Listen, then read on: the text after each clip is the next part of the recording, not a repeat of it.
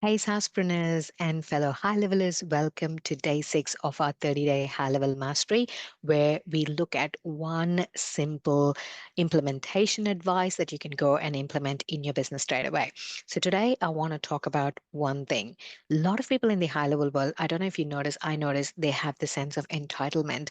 Oh, I've got access to go high level. Why wouldn't you buy from me? Like, this is a great software. Why aren't you buying? So, they always feel it's a software. That's the selling point. It's obviously it's a powerful toolkit. There's no doubt about it. But what makes it even more powerful is your strategy, your knowledge, your skill set that you bring to the table. The tool itself, I mean, so many people, hundreds of thousands of people, tens of thousands of people are selling that software. Why should they choose you over your competitors? So that's the point that you need to really validate and find your USP. So I want you to think like this, right? You get into a room filled with hundreds of people of high level, literally what we had at the Sydney Summit, right? Everyone has access to that software. Everyone has access to that tool, which means, do you think people are not buying from each other? They do, because each and everyone brings a specific skill set to the table. And another agency might not have that skill set. So collaboration over competition, we've already looked at that. So today I want to emphasize this one thing, which is strategy is always ranked higher than the software. That's what I want you to understand. Strategy is always ranked higher than the software.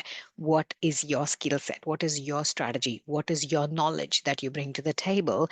That's what makes the software powerful. If it's just the software, they can directly go to high level and buy it. They can directly go to the support and take it. But why do they choose you as an agency owner and sign up under your agency or sign up using your affiliate? Is because there's something that you bring as value add to that particular business.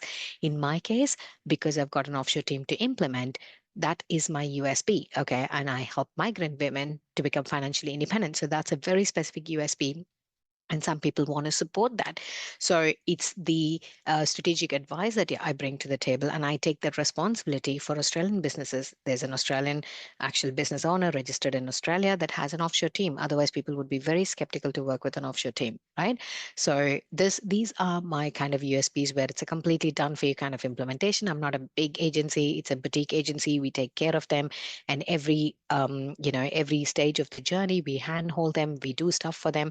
So that particular implementation, the strategic advice and strategic implementation, obviously ranks higher than the software itself. So today, I want you to think, what is your USP? What is your unique selling proposition? If there's going to be 100 people in the room selling high level, how can you still stand out and sell to high levelers? That's what we're doing, right? So I want you to find that particular unique selling proposition for you. And that would be your key authority or brand positioning message, right? I want you to write down your brand positioning message, because that's what we're going to really, really frame. We are going to refine over the next few days. All right. So let me know in the comments or reach out to me, and I can validate it for you if that is a really strong USP. Because most businesses say, oh, I care about my clients. I can pick up the phone and talk to clients, which is like the basic expectation when someone pays you. So something tangible, something measurable that people can actually see, feel, measure, that would be a really, really good outcome in terms of, your positioning, your USP. So let me know what's your USP. I'm excited to know. All right. I'll see you all tomorrow.